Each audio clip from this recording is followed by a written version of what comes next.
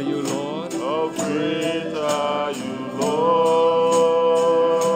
How great is your mercy? How great is your mercy? How great are the things How great are the things that you have done that you have done for me? How great are you, Lord? How great are you, Lord? Your loving kindness, Your loving kindness filling my heart as I say, is filling my heart as I how sing. great How great are you, Lord? how great is your love. How great is your love? It reaches to the It heavens. reaches to the How heavens. great is the How heart great is the that heart sought and rescued. that sought and rescued me? How great are you, Lord? How great are you, Lord? Your loving kindness, Your loving kindness filling my heart as I say, is filling my heart as I how sing. great are you, How Lord? great are you, Lord? How great is your love? How great is your It reaches love? to the It heavens. reaches to the How great is heavens. the How heart great is the that sought and heart rescued. that sought and rescued me? How great are you, Lord? How great are you, Your Lord? loving kindness, Your loving kindness filling my heart as I say, is filling my heart as I sing. how great, How great are you, Lord? oh how great is your love. How great is your It love? reaches to the It heavens. reaches to the heavens. How great is the heart How great is the that sought and heart rescued. that sought and rescued me? How great are you, How Lord? great are you, Lord? Your loving kindness, Your loving kindness is filling my heart. is filling my heart as I sing. How great, How great are you, Lord? how great is your love. How great is your love? It reaches to the heavens. It reaches to the How great is the heavens. heart How great is the that sought and heart rescued. that sought and rescued me? How great are you, Lord? How great are you, Your Lord? loving kindness,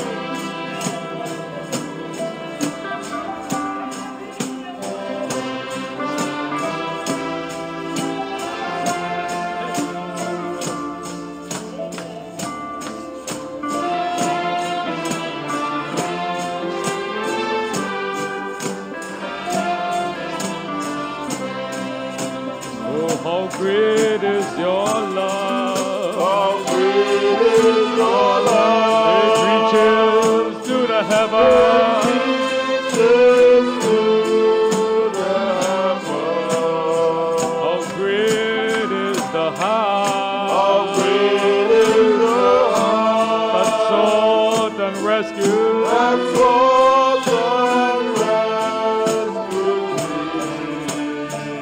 How great are you, Lord? How great are you, Lord. Your loving kindness Your loving kindness is filling my heart as I sing. is filling my heart as I How sing. great are you, How Lord? great are you,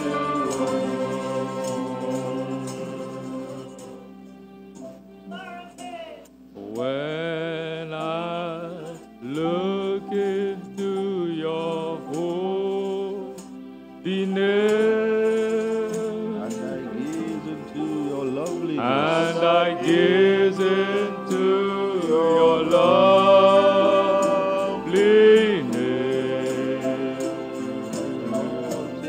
That surround me. when all things that surround me become shadows in the light of you. When I found the joy of reaching your heart. When I found the joy of reaching your When my will heart, becomes enthroned and in your when my love. will become enthroned in your love, That surround me. when all things that surround me become shadows in the light of you. I worship you.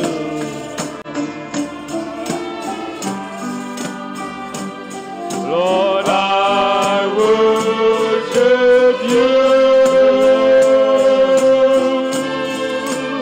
Oh, I worship I worship you.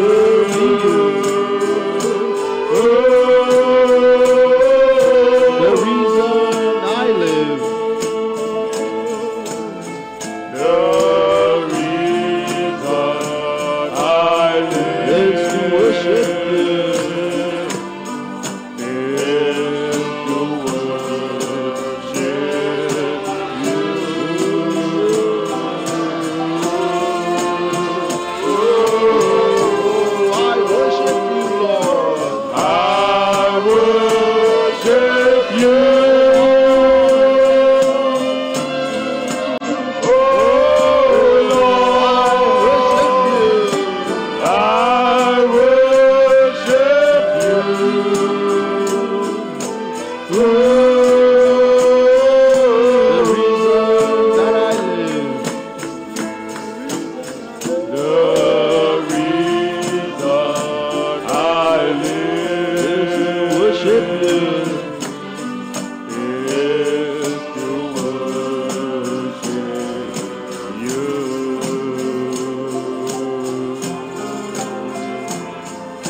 When I look into your holiness. When I look into your holiness And I gaze into your loveliness. and I gaze into your loveliness, When all things that surround me when all things that surround become me shadows become shadows in the light of you. in the light of you. When I found the joy of reaching your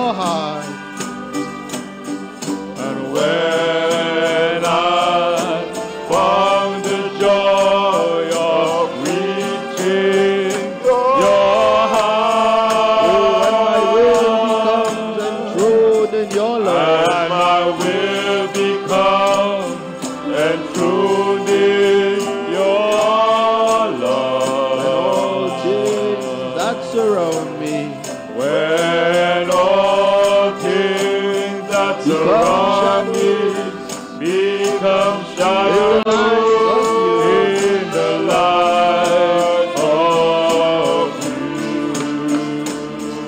and I worship you. Oh, I worship you. Oh,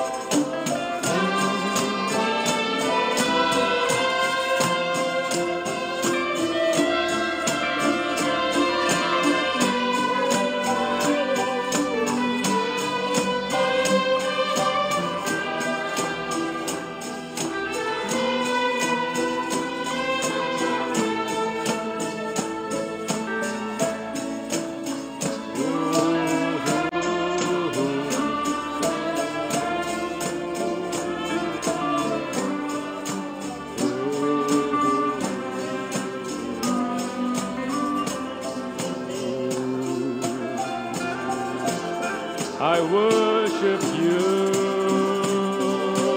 I worship you.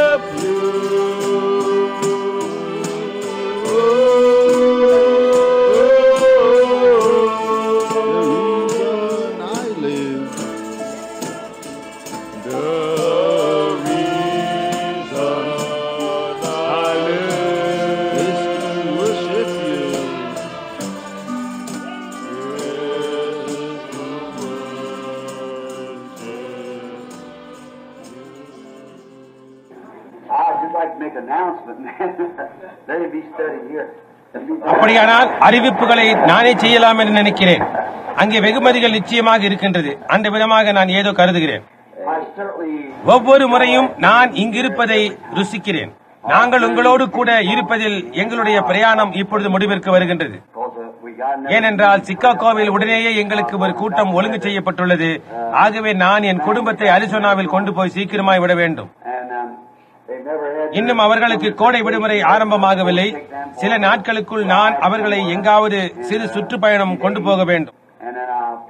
ஆக ஒரு நாள் நான் வெளியே போகலாம், ஏதாவது ஒரு ஞாயிறு. பின்னர் அடுத்த வாரம் நான் சிக்காகோவில் துவங்குகிறேன். அதன் பின்னர் நேராக திங்கட்கிழமை அன்று வந்து அவர்களை அரிசோனாவுக்கு கொண்டு போவேன்.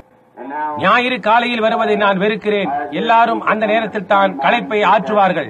அந்த நேரத்தை நான் எடுக்க வேண்டியிருக்கும். ஞாயிறு இரவு நீங்கள் எப்போதும் சோர்ந்து போய் களைத்து போய் இருப்பீர்கள். பின்னர் ஞாயிறு இரவு ஆராதனையை போதகரிடம் கொடுத்து விடுவேன். ஒரு விதமாக அது நல்லதல்ல.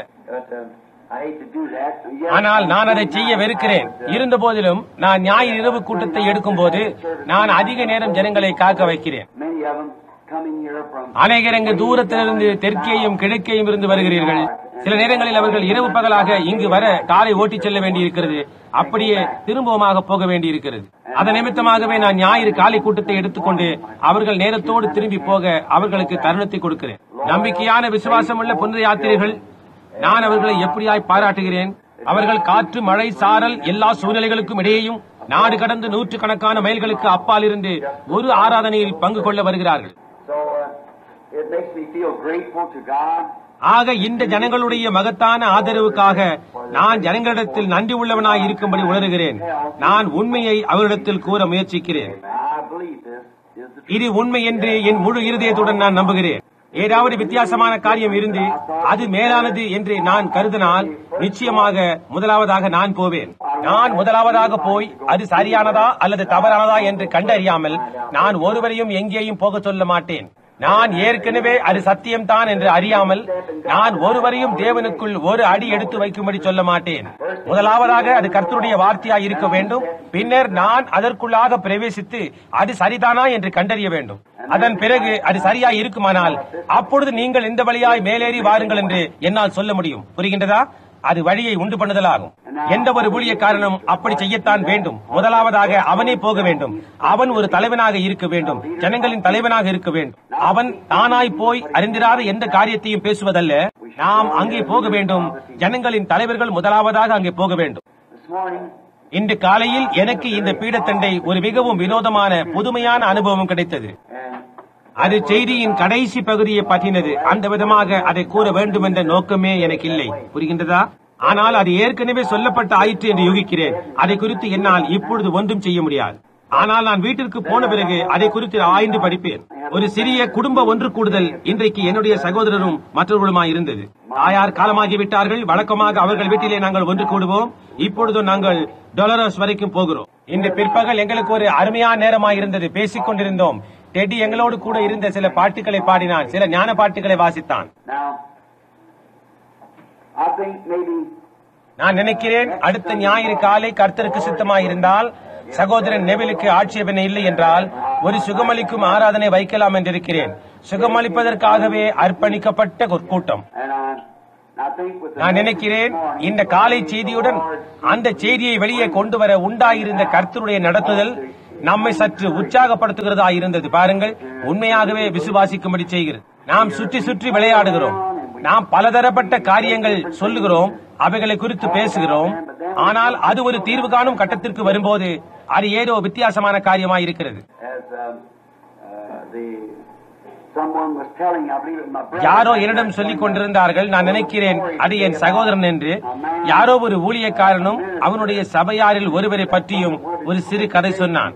என்னால் ஒரு மரத்துண்டை தூக்கிக் கொண்டு நடக்க முடியும் என்று அவன் சொன்னான். அவன் போதகரே, கர்த்தர் நிச்சயமாக உம்மோடு கூட இருக்கிறார் என்று நான் அறிவேன் என்று சொன்னான்.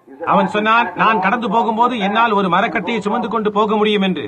தேவன் நிச்சயமாகவே உம்மோடு கூட இருக்கிறார் என்று சொல்லி அவன் போய் அதை செய்தான். அவன் சொன்னான், என்னால் ஒரு மரத்துண்டையும் ஒரு சக்கரத்தையும் ஒரு ஒற்றை சக்கர தள்ளுவண்டியையும் அதே நேரத்தில் கொண்டு போக முடியும் என்று. நிச்சயமாக போதகரே, தேவன் உம்மோடு கூட இருக்கிறார், உம்முடைய விசுவாசம் எதையும் செய்யக்கூடும் என்றான். அவன், உன்னை அந்த ஒற்றை சக்கர தள்ளுவண்டியில் போட்டு அந்த மரத்துண்டையும் என்னால் கொண்டு போக முடியும் என்றான். அவன் அதற்கு இப்பொழுது ஒரு நிமிடம் போரும் என்றான். புரிகின்றதா? உன்னை அதில் சேர்த்துக் கொள்ளும் போது அது வித்தியாசமாய் இருக்கிறது. புரிகின்றதா? இந்த இடத்தில் தான் நாம் ஆமேன் என்று சொல்வது மிக்க நல்லதாய் இருக்கும். நமக்கு அது உண்மை என்று நான் விசுவாசிக்கிறேன் என்று சொல்வது மிக்க நல்லதாய் நமக்கு இருக்கும். ஆனால் அதன் பிறகு அதை செயலில் ஈடுபடுத்தும். நீ அதை செயல்படுத்தத்தான் வேண்டும்.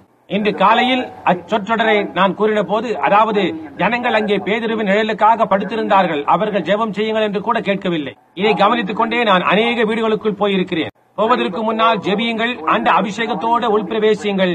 நீங்கள் ஜனங்களுக்காக ஜெபிக்க கூட வேண்டாம், வெளியேறி நடவுங்கள், அவர்கள் சுகமடைவார்கள். பாருங்கள், புரிகின்றதா? அது உண்மை. அநேக முறை அவிதமாய் நடந்தேறதை நான் கண்டிருக்கிறேன். புரிகின்றதா? ஏதாவது ஒரு இடத்திலே நீ உன் விசுவாசத்தை வைக்க வேண்டும். புரிகின்றதா? நீங்கள் அதை விசுவாசிக்கத்தான் வேண்டும். அப்படிப்பட்டதான வேலை நெருங்கிக் கொண்டிருக்கின்றது என்று நான் நம்புகிறேன். அது இப்பொழுதேதான். இது ஒரு ஒலிப்பதிவு செய்யப்படும் செய்தி அல்ல.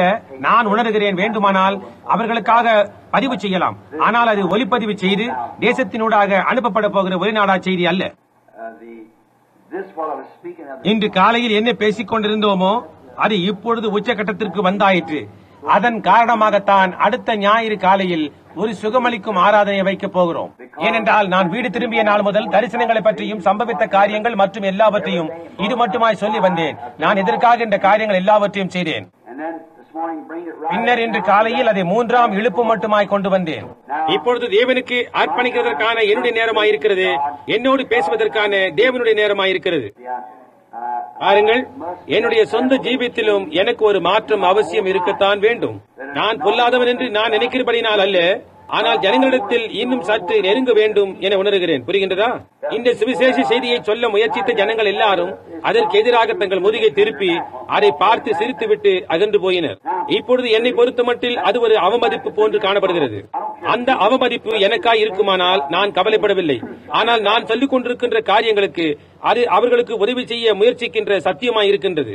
எப்படி இருக்கிறது என்றால், ஒரு படகை தூக்கி போட்டு, இதோ அது இருக்கிறது, கடந்து போ, கரை பொருளுகிற ஆற்றை கடந்து போ, நீ மறைக்கப் போகின்றாய், நீ அங்கே அழிந்து போக போகின்றாய் என்று சொல்வது போல் இருக்கிறது. அவர்கள் உன்னை பார்த்து கேலியா சிரித்துவிட்டு கடந்து போவார்கள். அப்படியானால் எனக்கோ அவர்கள் அப்படி கடந்து போவார்களேயானால் என்னால் செய்யக்கூடிய வேறு ஒரு காரியமும் இல்லையே என்பது போல் உணர்கிறேன். பாருங்கள், அதைதான் என்னால் செய்ய முடியும். ஆனால் கரையோரமாக ஓடி திரும்பி வாருங்கள் என்று வருந்தி கேட்டுக்கொள்வேன். பாருங்கள், அந்த விதமான உணர்வு எனக்கு இருக்க வேண்டும். என்றால் இன்னும் உள்ளே வர வேண்டியவர்கள் சிலர் இருக்கிறார்கள் என்று நான் அறிவேன். கடைசி மீன் கிடைக்கும் வரைக்கும் நான் மீன் பிடிக்கப் போகிறேன் என அவர் சொன்னார். இப்பொழுது நான் அதை செய்ய இருக்கிறேன். இப்பொழுது இதை செய்யும்படியாக ஜெப கூட்டத்தில் ஏதோ காரியம் சம்பவிக்க வேண்டும் என்று நான் எதிர்பார்க்கிறேன். கடைசி இழுப்பு, அதாவது 3வது இழுப்பு என்பதை பற்றிய தரிசனம் உங்களில் அநேகருக்கு நினைவிருக்கும். அதற்கு முன்பாக ஏதோ சம்பவித்தது உங்களுக்கு நினைவிருக்கும். அந்த வெளிச்சம் மேலாக வந்து அந்த இடத்திற்கு உள்ளாக போனதை நான் கண்டேன். நான் உன்னை அங்கே சந்திப்பேன் என்று கூறினது. இப்பொழுது நான் ஏதோ சம்பவிக்கும்படியாய் எதிர்பார்க்கிறேன். இங்கே வருஷங்களுக்கு முன்னர் சுகமளிக்கும் ஆராதனைகளிலும் இருதயங்களை வகையறுத்து கூறும்போதும் நான் வழக்கமாக பலவீனமாகி நிற்க முடியாமல் தள்ளாடுவதுண்டு. உங்களில் அநேகருக்கு அது நினைவிருக்கும். அப்படியான கட்டத்தில் நான் நின்று கொண்டிருப்பேன். சகோதரன் ஜாக் மூர் ஒரு கருத்தையும் சகோதரன் பிரவுன் இன்னொரு கருத்தையும் பிடித்தவாறு கூட்டம் முடிந்து 1 மணி நேரத்துக்கு அந்த விதமாய் வீதியில் நடந்து போவேன். நான் எதை நோக்கி இருந்தேன், என்ன நடந்து கொண்டிருந்தது என்பதை யோசிக்க முயற்சித்துக் கொண்டிருந்தேன். பின்பு இரவு முழுவதுமாய் அங்கே படுத்துக் கொண்டு அதை குறித்து சிந்தித்து அழுது எல்லாமும் செய்து கொண்டு ஏன் அவர்களால் நம்முடைய இயேசுவை ஏற்றுக்கொள்ள முடியவில்லை என்று ஆச்சரியப்பட்டுக் கொண்டிருந்தேன். அதன் பிறகு அவர் ஒரு தரிசனத்தில், ஒரு சமயம் ஒரு ஸ்திரீயை சந்திப்பாய், அவள் உன்னை தேடி வருவாள், அவள் பிரவுன் கலர் உடை உடுத்தி இருப்பாள், ஒரு போர்வையில் ஒரு குழந்தையை சுற்றி கொண்டு வருவாள், அந்த நேரம் முதற்கொண்டு உனக்கு பலன் உண்டாகி பலமாக தாங்கக்கூடியவனாய் இருப்பாய் என்று சொன்னார். அதையெல்லாம் நான் உங்களிடம் கூறியுள்ளேன். அது சிகாகோவில் சம்பவித்தது. அந்த இரவில் அந்த சிறிய பெஸ்பிட்டேரியன் ஸ்திரீயை அந்த குழந்தையுடன் அவளுடைய சொந்த போதகரே அவளை அங்கே அனுப்பியிருந்தார். அவளுடைய சகோதரனோ அல்லது அவர்களில் ஒருவனோ ஒரு வைத்தியன் என்று நினைக்கிறேன். அவன் சர்வ வல்லமையுள்ள தேவன் தொட்டாலொழிய இந்த பிள்ளைக்கு வேறு எந்த விதமான நம்பிக்கையுமே கிடையாது என்று கூறியுள்ளார். அவள் போய் அதை அவளுடைய போதகரிடம் கூறினாள். அதற்கு அந்த போதகர், தெய்வீக சுகத்தின் பேரில் கிரியை செய்ய எனக்கு அந்த தகுதி கிடையாது, ஏனென்றால் எனக்குள்ளாக அது இல்லை. அதை செய்ய வேண்டுமானால் அதற்கு விசுவாசம் தேவையாயிருக்கிறது என்றார். அந்த காரியத்தில் அது அவருடைய உத்தமத்தை காட்டுகின்றது. புரிகின்றதா? அந்த காரியம் எனக்குள்ளாக இல்லை என்றார். ஆனால் சகோதரன் பிரண்ணாம் என்ற ஒருவருடைய கூட்டம் ஒன்றிற்கு போயிருந்தேன். இந்த குழந்தையை பிரண்ணாமிடத்துக்கு கொண்டு போ என்று உனக்கு அறிவுரை கூறுகிறேன் என்று அவர் சொன்னார். வைத்தியர் அந்த பிள்ளையை ஒன்றும் செய்ய முடியாது என்று கைவிட்டார். அந்த பிள்ளை மரிக்கப் போகின்றது. உங்களுக்கு தெரியும், அங்கே ஒரு பள்ளிக்கூடத்தில் கத்தோலிக்க பிள்ளைகள் தீக்காயமானார்களே, அங்கே அவர்களுக்கு ஒரு ஆராதனை நடத்திக் கொண்டிருந்தேன். அந்த இடத்திற்கு தான் அந்த ஸ்திரீ வந்தால் அது எப்பொழுது என்று உங்கள் யாவருக்கு நினைவிருக்கும். நாங்கள் அங்கே அந்த ஆராதனை நடத்திக் கொண்டிருக்கும் போது அந்த ஸ்திரீ பிரவுன் கலர் சூட் அணிந்து கொண்டு மேடைக்கு வந்தாள். என்னுடைய மனைவியும் மற்றவர்களும் அங்கே உட்கார்ந்து கொண்டிருந்தார்கள். நான் திரும்பி சுற்றி பார்த்து அவர்கள் யாவரும் அங்கே நிற்கிறார்களா என்று சுற்றி பார்த்தேன். நான் உள்ளே வருவதற்கு முன்பாக நான் நினைக்கிறேன் வில்லி பாலும் மற்றவர்களும் அல்லது மனைவியும் அவர்களில் சிலரும் இந்த ஸ்திரீயிடம் பேசிக் கொண்டிருந்தார்கள் போல் இருக்கிறது. அப்பொழுது அந்த பிள்ளையை வைத்திருந்தாள். அந்த ஸ்திரீ நேராக மேடைக்கு வந்தால் பரிசுத்த ஆவியானவர் எல்லா காரியங்களையும் வெளிப்படுத்தி அங்கேயே அந்த பிள்ளையை சுத்தப்படுத்தினார். நான் போய்விட்டேன். அது முதற்கொண்டு நான் களைத்து போவதில்லை.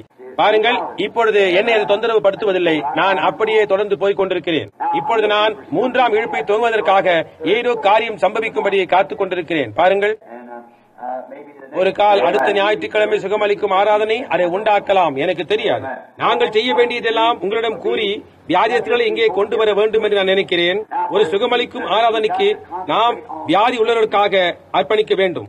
உங்களுடைய வியாதியஸ்தர்களை அடுத்த ஞாயிறு காலை 8 அல்லது 8:30 மணிக்கு இங்கே வரும்படி செய்யுங்கள்.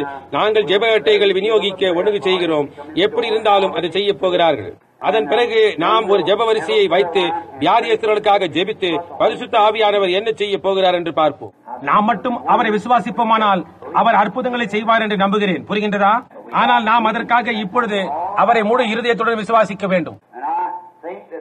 இன்று காலையில் நாம் பேசிக் கொண்டிருந்தபடியே நான் நினைக்கிறேன் தேவன் நமக்கு அவ்வளவாக காண்பித்து நம்மை ஒரு கட்டத்திற்கு கொண்டு வந்திருக்கிறதான அந்த மகத்தான வேலையானது வந்துவிட்டது என்று நான் நினைக்கிறேன். அந்த சிறு குன்றின் மேல் மட்டும் சிறிது தள்ளிவிட வேண்டி இருக்கிறது. அவ்வளவுதான் நமக்கு தேவை. பின்னர் அது தானாய் போய்விடும். புரிகின்றதா? அப்படியே போகின்றது. அதே காரியம் வகையறுத்தலோடு தீர்க்க தரிசன ரீதியாக கவனித்து பார்த்தால் அதே காரியம்.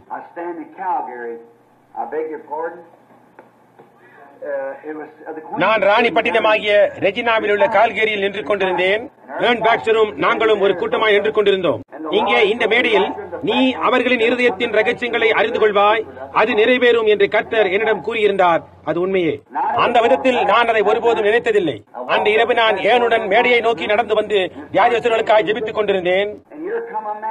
அப்பொழுது ஒரு மனிதன் வந்து தன் முழு ஜீவியத்தையும் அவருக்கு ஒப்புக் கொடுத்தான். சுகமளிக்கும் ஆராதனையில் ஒரு நொடி பொழுதில் அந்த விதமாக சம்பவித்தது. இதுதான் முதல் தடவை. பின்னர் கூடியவர்களை நோக்கி பார்த்தேன். அது இப்பொழுது ஜனங்கள் மேல் இறங்கி வர துவங்கினது.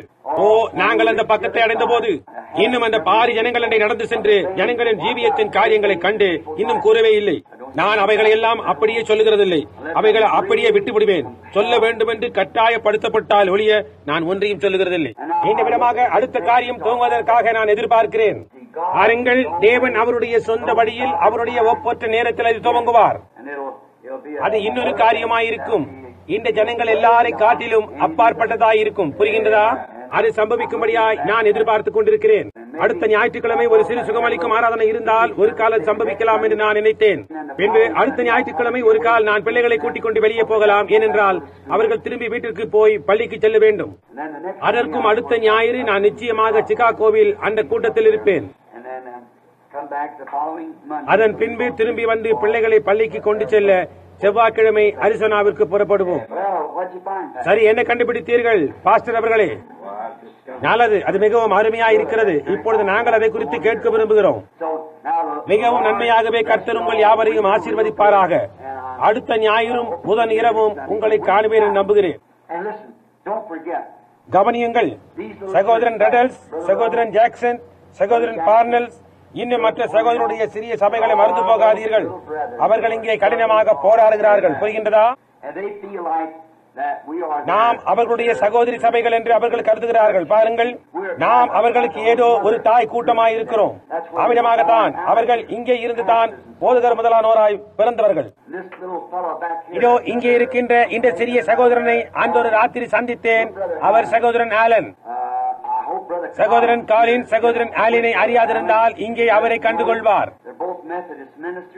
அவர்கள் இருவரும் மெத்தடிஸ்ட் ஊழியர்கள், வார்த்தையின் சத்தியத்தை கண்டவர்கள்.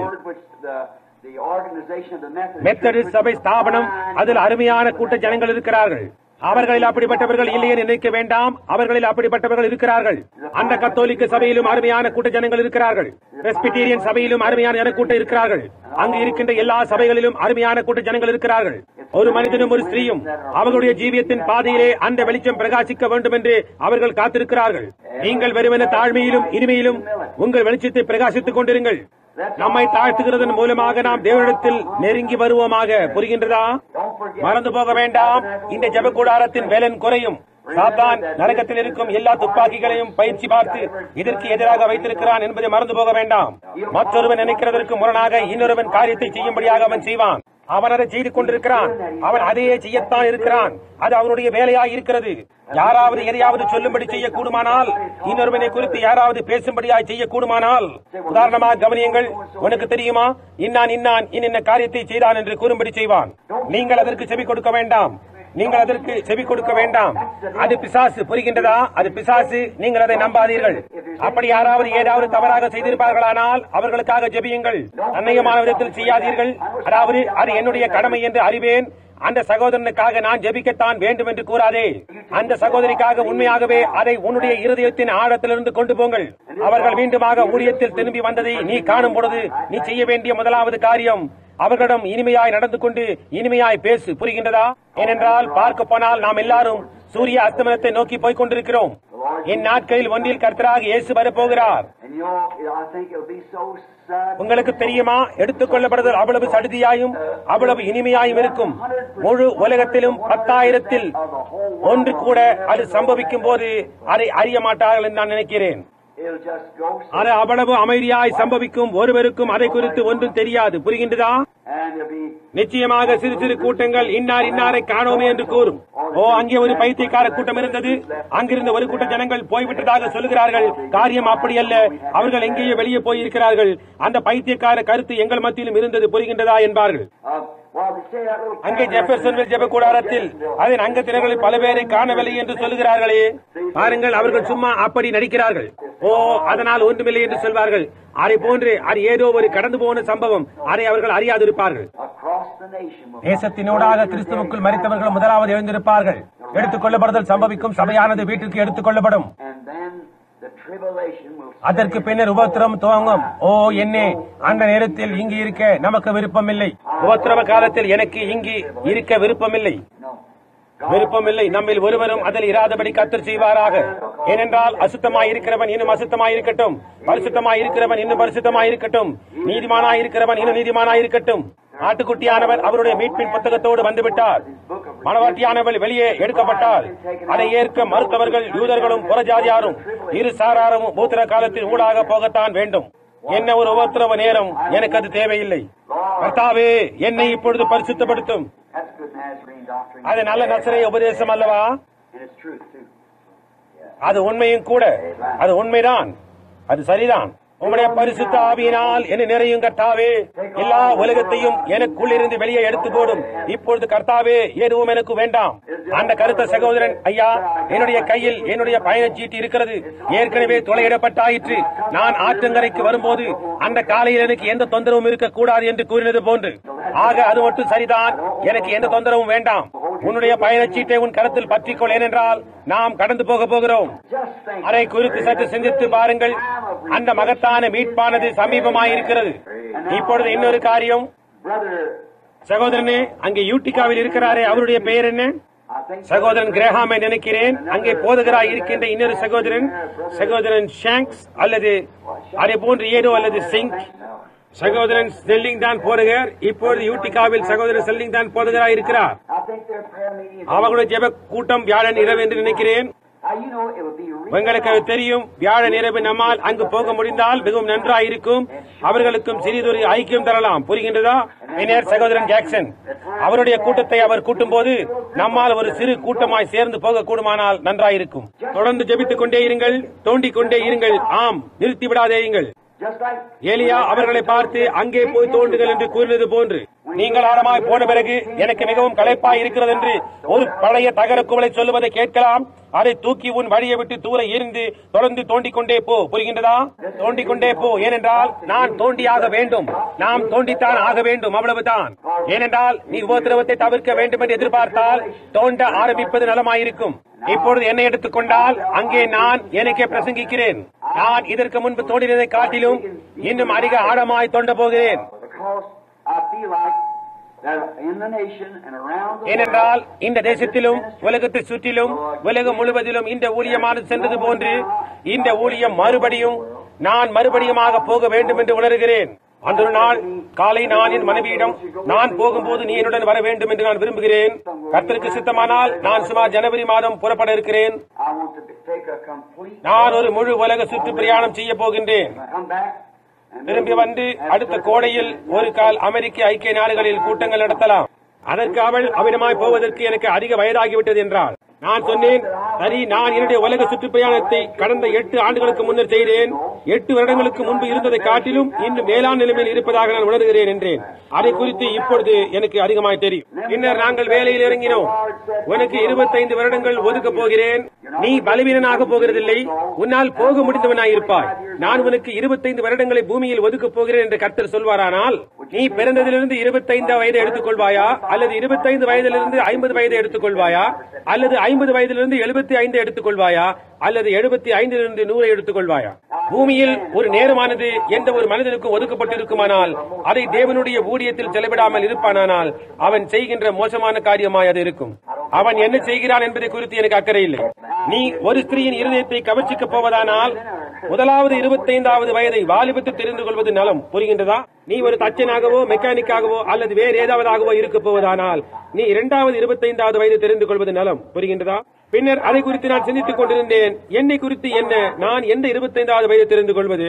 நான் 4வது 25, அதாவது 75லிருந்து 100க்கு உள்ள வயதை தெரிந்து கொள்வேன். நான் புத்தி சாதுரியம் உள்ளவனும் ஞானம் உள்ளவனுமாயிருப்பேன். பிரச்சனைகளுக்கு தீர்வு காணப்பட்டவனாக இருப்பேன். நான் என்ன செய்கிறேன் என்பதை குறித்து அதிகம் அறிந்தவனாயிருப்பேன். நான் கடந்த முறை கடல் கடந்த பிரயாணம் போனதை காட்டிலும் இப்பொழுது சுமார் 8-10 வருடங்கள் அதிக வயதானவனாக இருக்கிறேன். நான் ஏதோ பாம்பை கொல்லுகிறவனை போன்று நான் குதிக்க மாட்டேன். நான் அதை குறித்து அதிகம் அறிந்திருப்பேன். எப்படி என்று எனக்கு தெரியும். ஒரு கூன் என்ற மிருகத்தை வேட்டையாடும் நாய் இன்னொரு நாயோடு சண்டையிடுவது போன்று இருக்கும். பாருங்கள், அதனை எப்படி பிடிப்பது என்பது உங்களுக்கு தெரியும். அங்கே போய் உள்ளே குறித்து உன்னை உராய்ச்சி கொள்ள வேண்டாம். பாருங்கள், அதனுடைய தந்திரங்களை அறிந்து அது என்ன செய்கிறது என்று கவனியுங்கள். நாம் எதிராளியை குறித்து அதிகம் அறிந்து கொள்ளலாம். அவனுடைய எல்லா உபாய தந்திரங்களையும் வித்தைகளையும் அவன் எப்படி நெருங்குகிறான், அவன் என்ன செய்கிறான் என்பதை கண்டுபிடித்து அவனுடைய குத்துக்களை அறிந்து கொள்ளுங்கள். அப்பொழுது அவனை எதிர்த்து போரிட பயிற்சி பெற்றவனாயிருப்பாய். புரிகின்றதா? நான் என் மனைவியிடம் சொன்னேன், எனக்கு 40 வயதாக இருந்ததை காட்டிலும் இப்பொழுது நான் நல்ல நிலைமையில் தகுதியில் இருக்கிறேன் என்று. பாருங்கள், எனக்கு 54 வயதாகிறது. நான் ஜீவனோடு இருந்து இப்பொழுது உள்ளது போன்று அப்பொழுதும் நடமாடக்கூடியவனாய் இருந்து எனக்கு வயதும் 100 இருந்து அது மட்டும் இயேசுவும் வராமல் தாமதிப்பாரானால் இப்பொழுது இருப்பதை காட்டிலும் நான் அப்பொழுது நல்ல தகுதி உள்ளவனாய் இருப்பேன் என்று நான் நம்புகிறேன். புரிகின்றதா? ஏனென்றால் நீங்கள் அதை குறித்து அதிகம் அறிந்திருப்பீர்கள், என்ன செய்ய வேண்டும் என்று அதிகமாக அறிந்திருப்பீர்கள், அதை எவ்விடம் சமாளிக்க வேண்டும் என்றும் அந்த சூழ்நிலை எப்படி சமாளிக்க வேண்டும் என்றும் அறிந்திருப்பீர்கள். அநேக ஜனங்களை இப்போது எடுத்துக் கொள்ளுங்கள். அவர்களுக்கு அறுவை சிகிச்சை செய்யப்படுவதாயிருந்தால் அந்த வைத்தியர் சில நாட்களுக்கு முன்னர் தான் பட்டம் பெற்று வந்தார், இப்பொழுதுதான் வைத்திய கல்லூரியிலிருந்து வெளியே வந்தார் என்றும் இது மட்டும் ஒரு அறுவை சிகிச்சை கூட செய்ததில்லை என்று வைத்துக் கொள்ளுங்கள். அவன் அறுவை சிகிச்சையை செய்யும்படி அனுமதிக்கட்டும். ஓ வேண்டாம், அதெல்லாம் முடியாது, அந்த மனிதன் வேண்டாம், இல்லை ஐயா, முடியவே முடியாது, என் மேல் அவன் ஒன்று கத்திய வைக்க வேண்டாம் என்பீர்கள். நான் என்னின் இடத்தில் இன்னார் அறுவை சிகிச்சை செய்யும்படி ஒப்புக் கொடுப்பேனே ஒழிய இவனிடம் வேண்டாம்.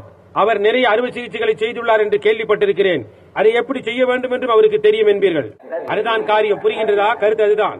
இதை சற்று சிந்தித்து பாருங்கள். ஆனால் அந்த ஆத்மாவை குறித்து என்ன?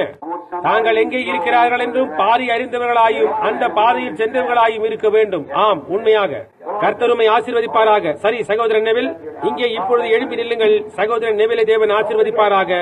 அடுத்த ஞாயிற்றுக்கிழமை. இப்பொழுது அதை மறந்துவிட வேண்டாம். Had a surprise in my heart for the thing, because in myself I had recognized, I esteemed the ministry of my many brethren outside of there. Before Brother Branham come, I said, now, I don't know if he'll minister tonight. I was talking to Dr.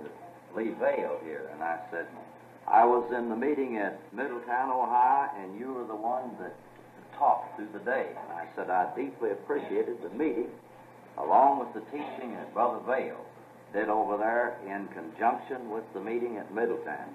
Yes. And I said, I esteem the servants of God, and one of us, I said, whoever preaches, it always does the other one good, because the ministry is all inspired by the same Spirit. Amen. And there isn't any selfishness or ambitiousness in me, and I delight to welcome the ministers of God, especially who are cooperating together with this and in it together with us. I delight to hear from Amen. them.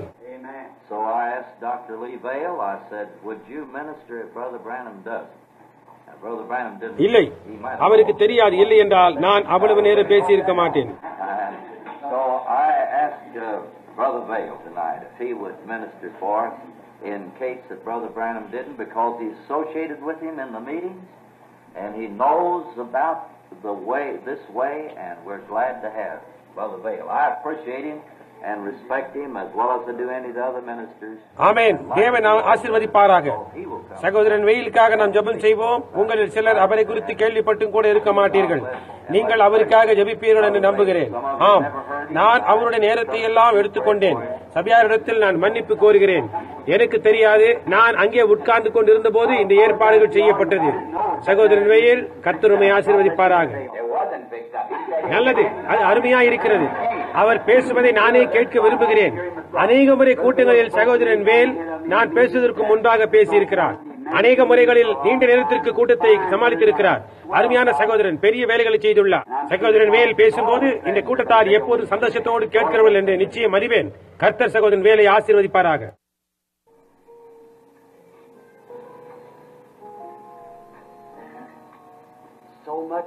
இதற்கும் மேலாக நான் எதையும் கூற முடியாத அளவிற்கு அவ்வளவு அதிகமாக சொல்லப்பட்டாயிற்று. இந்த காலைக்கு பிறகு இந்த செய்தியை கொண்டு வருவதற்கு கர்த்தர் தாமே சகோதரன் வெயிலுக்கு வழிவகுத்து கொடுத்துள்ளார் என்று நான் உண்மையாகவே நம்புகிறேன். ஏனென்றால் பாருங்கள், அந்த விதமாகத்தான் வந்திருக்க வேண்டும். நாம் அதை தேவனிடத்திலிருந்து வந்தது என்று ஏற்றுக்கொள்கிறோம். என்ன அநேக காரியங்களை அவர் சொல்லிக் கொண்டிருந்தார்.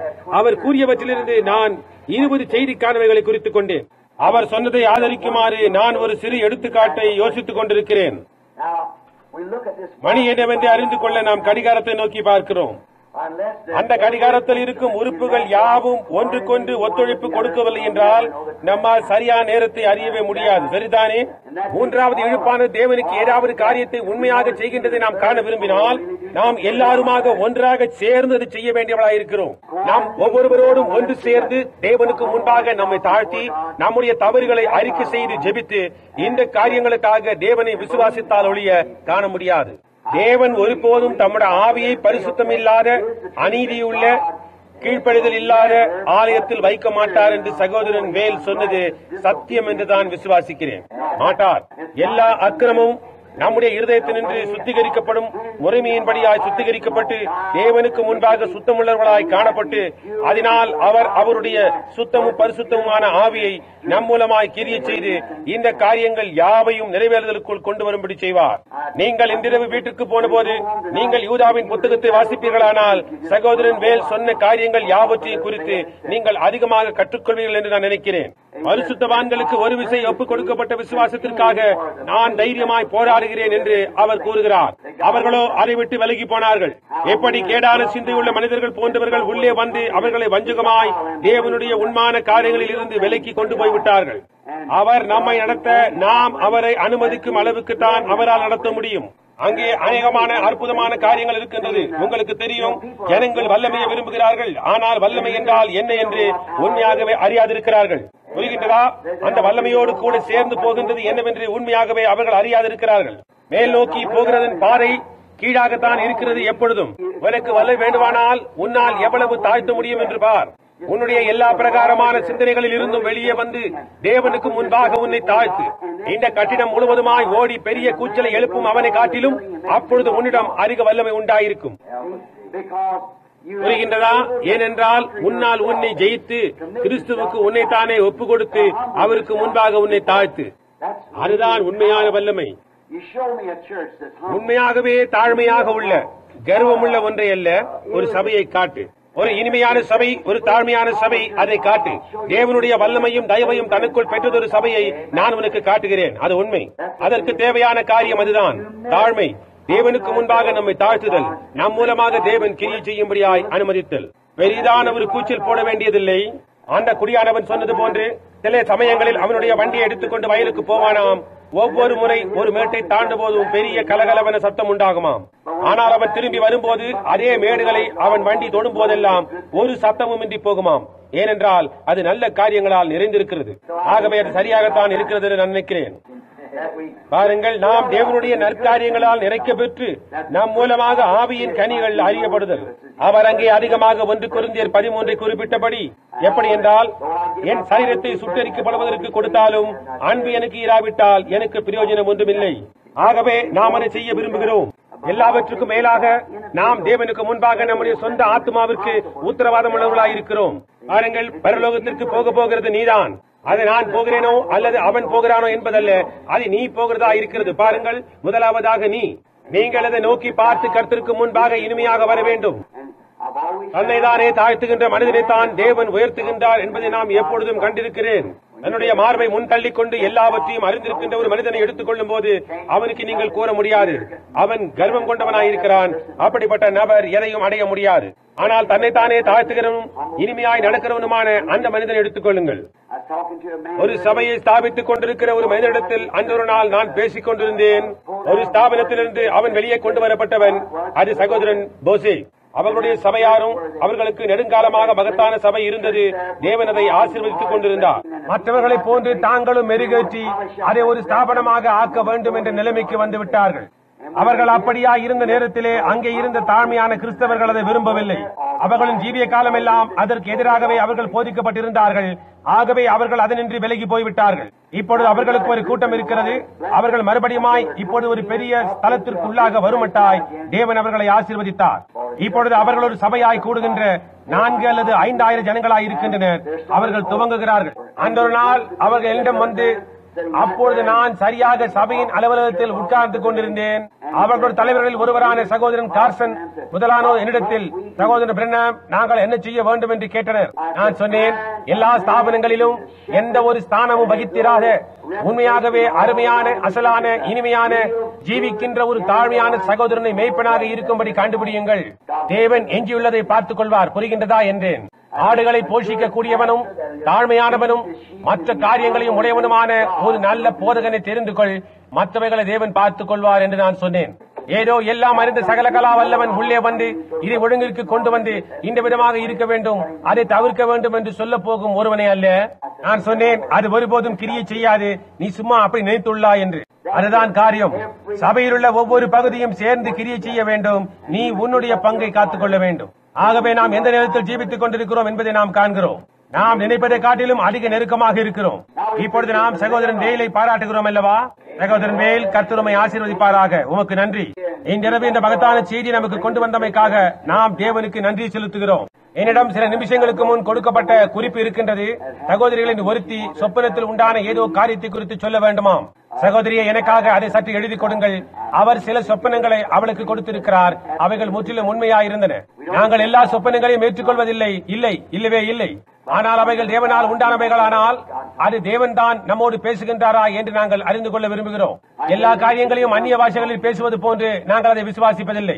ஆனால் ஏதோ சம்பவிக்க போகிறது என்று ஒரு வியாக்கியானம் அங்கே இருந்து அது சம்பவிக்க நாம் காணுவோமானால் அப்பொழுது அதற்காக நாம் கர்த்தருக்கு நன்றி செலுத்துவோம். புரிகின்றதா? சலசலப்பின்றி இனிமையாக கர்த்தருடைய ஒழுங்கிலே அதை நடத்தி கொண்டு போக வேண்டும் என்று நாங்கள் விரும்புகிறோம். ஆகவே நினைவில் வையுங்கள், உங்களுடைய பங்கே ஒரு கால் முக்கியமான பகுதியாக இருக்கலாம், அல்லது ஒரு கால் அது சிறியதாக இருக்கலாம், ஒரு சிறு கடிகாரத்தின் கரமாயிருக்கலாம், அல்லது ஒரு சிறு பகுதியாய், அல்லது சாவி கொடுக்கும் சிறு தண்டாய், அல்லது ஏதாவது ஒன்றாய் இருக்கலாம், அல்லது அது நாம் பார்க்கும்படி உள்ள மணியை காட்டும் கரங்களாய் இருக்கலாம். ஆனால் அது எதுவாயிருந்தாலும் சரி, இதை நிறைவேறுதலுக்கு கொண்டு வர வேண்டுமாயின் அது நாம் யாவருக்குமாக சேர்ந்து இசைவாய் கிரியை செய்வதையே பொறுத்துள்ளது. சற்று சிந்தித்து பாருங்கள். நாம் வல்லமை என்று அழைக்கின்றோமே, அது அவ்வளவு மகத்துவமானதாய் இருக்குமானால் அவர் சொல்லுகிறார், மலைகளை பெயர்க்கத்தக்கதாக சகல விசுவாசம் உள்ளவனாய் இருந்தாலும் அன்பு எனக்கு இராவிட்டால் நான் ஒன்றுமில்லை என்று. அதை சற்று யோசித்து பாருங்கள். வேதம் மட்டும் எனக்கு புரிந்தால் நலமாயிருக்கும் என்று கூறினாலும் சகல ரகசியங்களையும் அறிந்து கொள்ளக்கூடியவனாய் இருந்தாலும் அன்பு எனக்கு இராவிட்டால் நான் ஒன்றுமில்லை. பாருங்கள், நான் இன்னமும் ஒன்றும் அடையவில்லை. புரிகின்றதா? முக்கியமான காரியம் தேவனுடைய அன்பாய் இருக்கிறது. அதனோடு கூட உன்னை தாழ்த்து. இப்பொழுது நிச்சயமாக உலகத்தையும் ஊழியத்தையும் சுற்றி இத்தனை ஆண்டுகள் இருந்த பிறகு வித்தியாசமான ஜனங்களை பார்த்துக் கொண்டு உள்ளே நுழைகின்றதான வாசலை குறித்து நான் சற்று அதிகமாக அறிந்திருக்க வேண்டும். நீங்கள் தேவனோடு கூட எங்காவது இருக்க வேண்டும் என்று விரும்பினால் கர்வமான ஆவி உன்னை சுற்றி இருக்க நெருங்க விடாதே. பொறாமையை உள்ளே வரவிடாதே. யார் என்ன விதமான காரியம் செய்தாலும் பரவாயில்லை, சரி, அவர்கள் செய்வது தவறாக இருந்தாலும் சரி, அந்த நபருக்கு எதிர்ப்பாக ஒரு மனப்பாங்கை வரவிடாதே. புரிகின்றதா? நீ இனிமையாகவும் பட்சமாகவும் இரு. நினைவிருக்கட்டும், நீ பாவத்தில் இருக்கும் போது தேவன் உன்னிடத்தில் அன்பு கூர்ந்தார். தேவனுடைய ஆவி உனக்குள் இருக்குமானால் அடுத்தவன் தவறாய் இருக்கும் போது நீ அவனை நேசிப்பாய். புரிகின்றதா? அவர்களுக்காக ஜெபியுங்கள், ஒருவரை ஒருவர் நேசியுங்கள். எல்லாவற்றுக்கும் மேலாக தேவனை நேசியுங்கள், ஒருவரை ஒருவர் நேசியுங்கள். தேவனோடும் சுற்றிலும் உள்ள மற்ற அனைவரோடும் தாழ்மையாய் இருங்கள். தேவன் அதை ஆசீர்வதிப்பார். அவர் என்ன செய்வார் என்று கூறுவது கடினமானது. வழக்கமாக ஒரு சபையானது எண்ணிக்கையிலே அதிகமாக துவங்கும் போதும் இன்னும் அதிகமாகும் போதும் அல்லது அதை போன்று ஏதாவது ஆனால் அப்பொழுது அவர்கள் உண்மையான காரியத்திலிருந்து அவர்கள் விலகி போகிறார்கள் என்பதாகும். இவைகளை நிறைவேற செய்தது என்ன? நான் முதலாவதாக ஆரம்பித்து அந்த நதிக்கரையில் கர்த்தர் எனக்கு தோன்றின போது அவர் அதை எனக்கு சொன்னார் என்று உங்களுக்கு தெரியுமா? சகோதரன் வேல் அதை கண்டார். அநேக வருஷங்களுக்கு முன்னர் கனடாவில் ஒரு பத்திரிகையில் நினைக்கிறேன். தேவனுடைய தூதனானவர் அங்கே இருக்கின்ற அந்த ஆற்றண்டை தோன்றி அசோசியேஷன் பத்திரிகையில் ஞானஸ்தானம் கொடுக்கும் போது உள்நாட்டு போதகருக்கு மேலாக தோன்றின மர்மமான வெளிச்சம் என்று வெளிவந்தது. அதை செய்தது என்னவென்று உங்களுக்கு தெரியுமா? 25,000 பேரை கொள்ளக்கூடிய ஒரு கூடார கூட்டம் அந்த தெருக்கோடியில் நாம் நடத்தின போது எல்லா இடங்களிலும் இருந்து வந்த ஊழியர்கள், சகோதரன் பிரணாம் இங்கே ஒரு நிமிடம் வாரும் என்றார்கள்.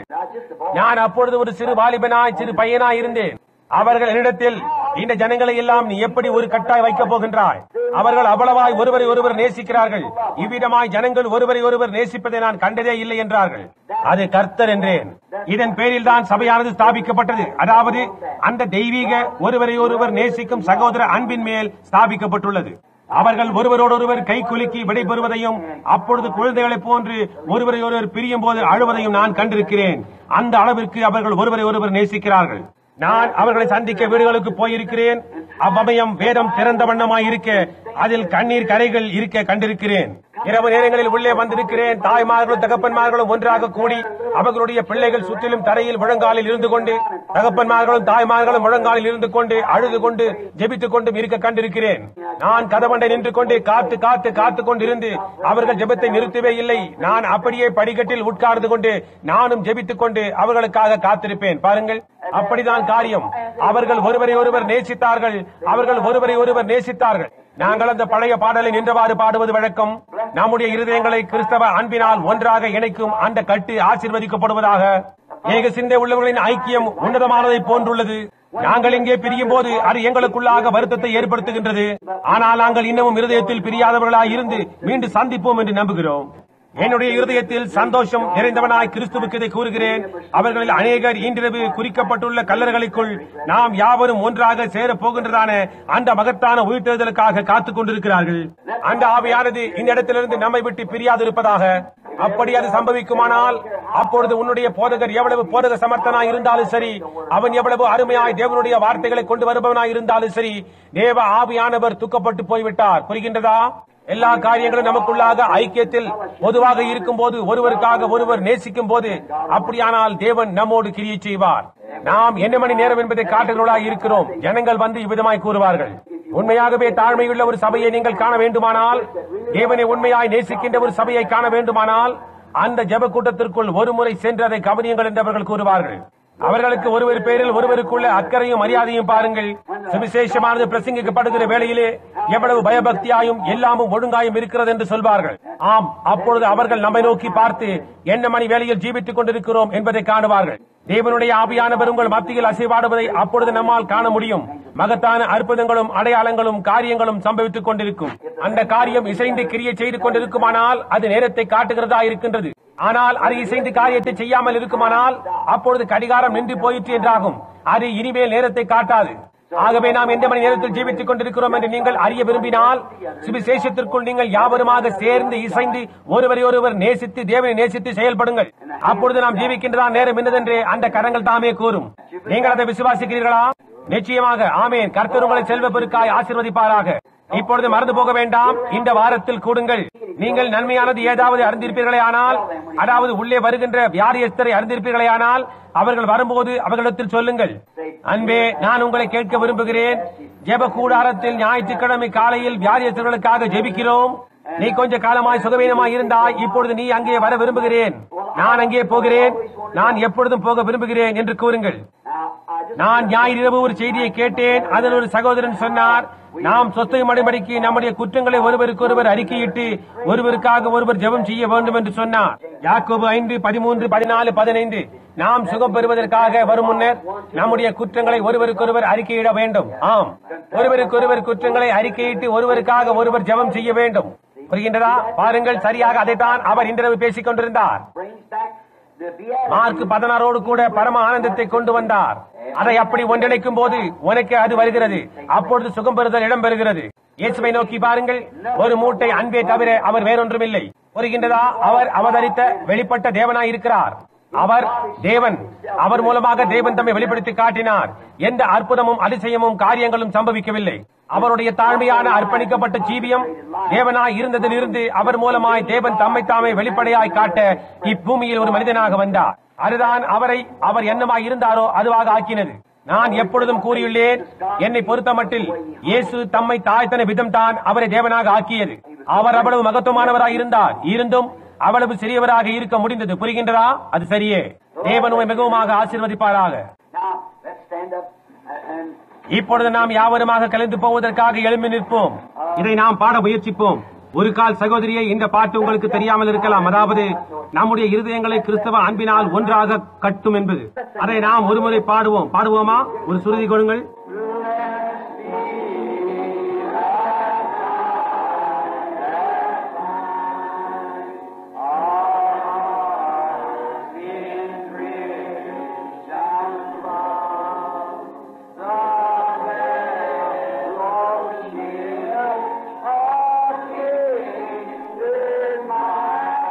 இந்த கடைசி அடியை நாம் பாடிக்கொண்டிருக்கும் போது நாம் ஒருவர் கரங்களை ஒருவர் பற்றிக் கொண்டு நாங்கள் இங்கே பிரியும் போது என்று பாடும்போது, சகோதரனே, சகோதரியே, தேவன் உன்னை ஆசீர்வதிப்பாராக. உன்னோடு கூட இன்றிரவு இங்கே இருப்பதினால் நான் மிகவும் சந்தோஷமாய் இருக்கிறேன் என்று கூறுங்கள். புரிகின்றதா? அந்த விதமாக ஏதோ காரியத்தை கூறி முன்னும் பின்னுமாக திரும்பி கூறுங்கள். நாம் இப்பொழுது பாடுவோமாக.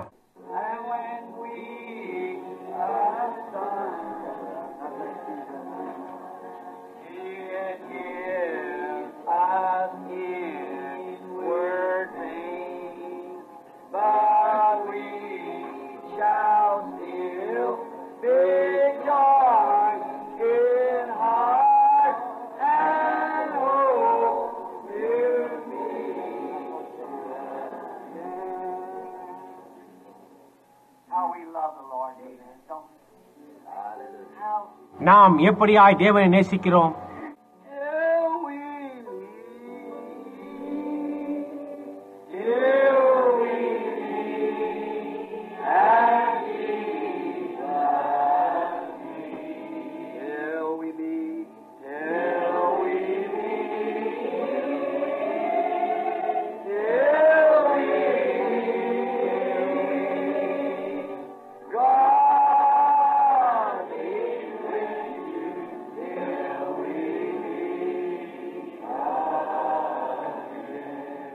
இப்பொழுது நாம் கண்களை மூடி ஆவியில் இதை பாடுவோம்.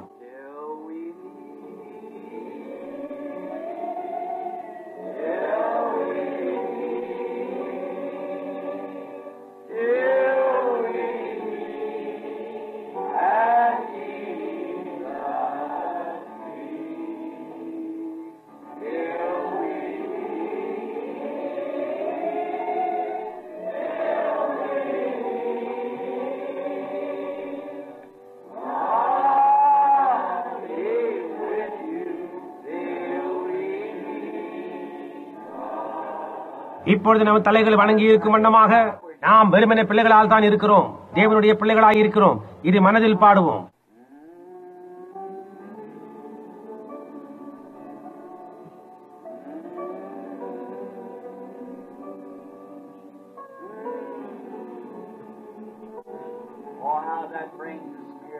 ஓ, அது எப்படியாய் தேவனுடைய ஆவியை நமக்குள்ளாய் கொண்டு வருகிறது. முன் நாட்களிலே கற்பாறைகளின் மேல் உட்கார்ந்தார்களே, அதை உங்களால் யூகித்து பார்க்க முடிகின்றதா?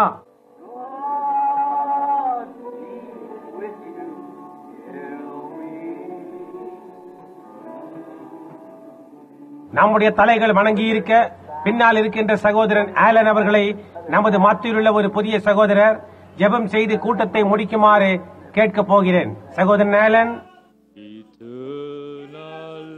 The greatest gift that God could give, that God could give unto a man. God so loved the world.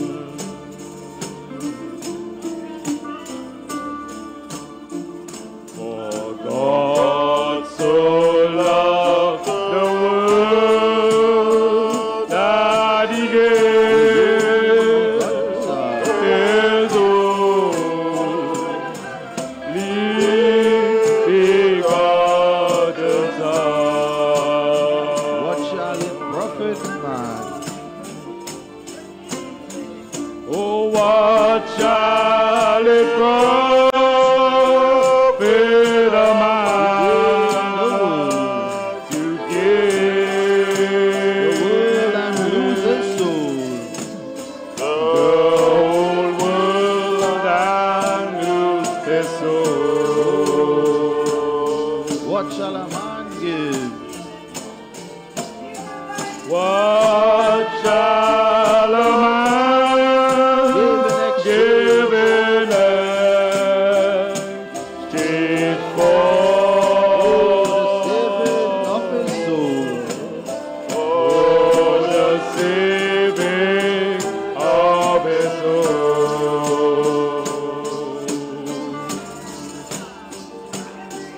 I want to fellowship with you. I want to fellowship with you, oh Lord, as you want to, Lord, as you want to with me. And all the time I've wasted too.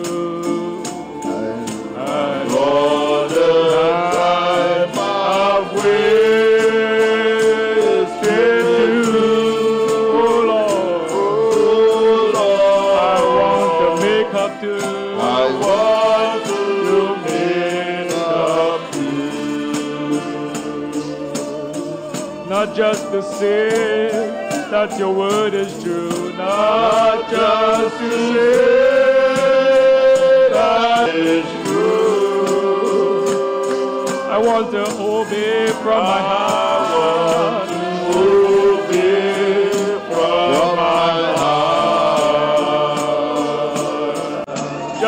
let your words of eternal life. Just let your word of eternal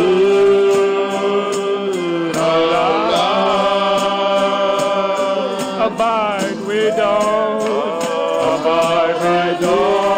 in my heart.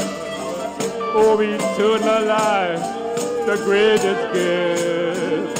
eternal life, the greatest that God can give.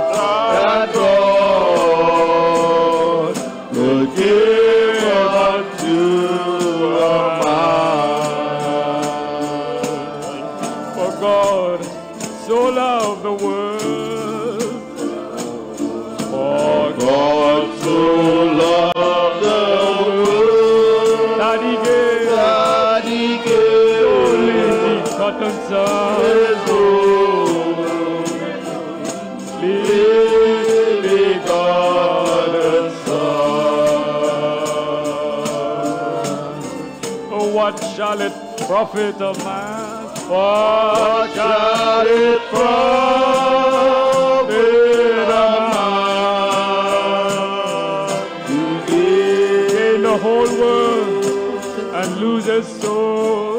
the whole world and lose his soul?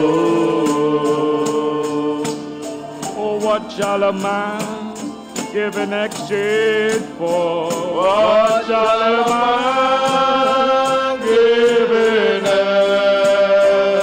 exchange for?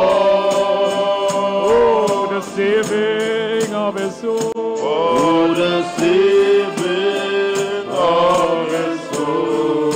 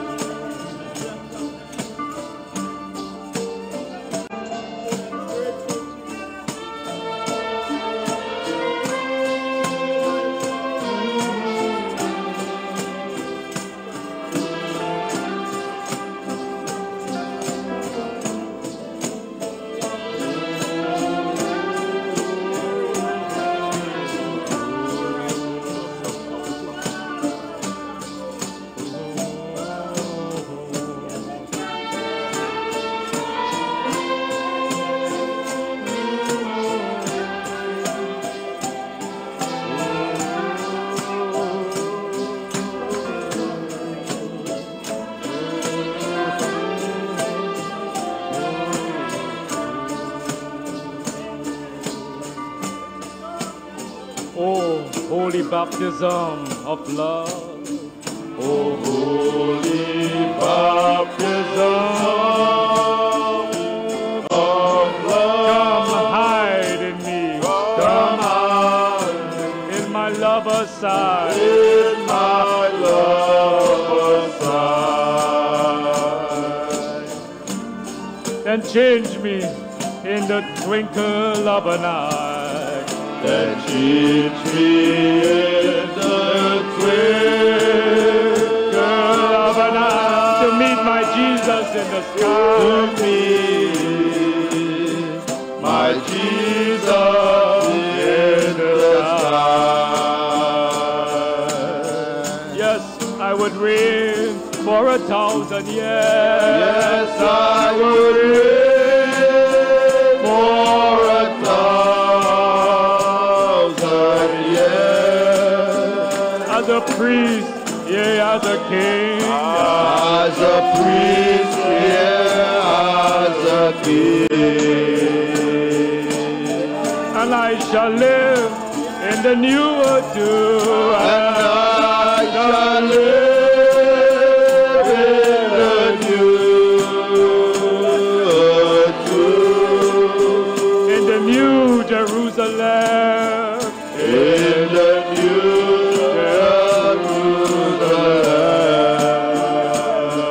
Jerusalem. oh, I want to come on home to you. I want to come on home to you. This world is only vanity. This world is only vanity. I want my change to come on me. I want my dreams to come on me. Oh, wretched man.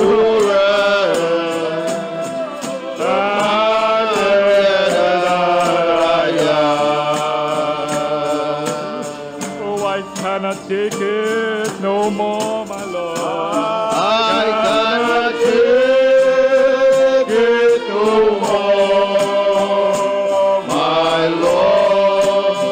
I want to come on home to you on high. I want to come home to you on high. But patience must have a perfect way. But patience must have a perfect way. I'll wait for you, though I must cry. I'll wait for you, though I must cry. Oh, eternal life, the greatest gift. Eternal life, the greatest God gift can give unto us. that God could give unto a man. For God so loved the world that he gave. For God so loved the world that He His only gave begotten Son. His only begotten Son. What shall it profit a man to gain? What shall it profit a man to gain The whole world and lose his soul. the whole world and lose his soul? Oh, what shall a man give in exchange for? What shall a man give in exchange for? Oh, the saving of his soul. Oh, the saving of his soul. Oh, I want to fellowship with you. I want to fellowship with Oh, Lord, as you want to. oh Lord, as you want to with me. And all the time I've wasted too. And all the time I've wasted too. Dear Lord, I want to make Oh up. Lord, I want to make up you. Not just to say that your word is true. Not just to say that your word is true. I want to obey from my heart. I want to obey from my heart. Just let your words of eternal life. Just let the words of eternal poor heart.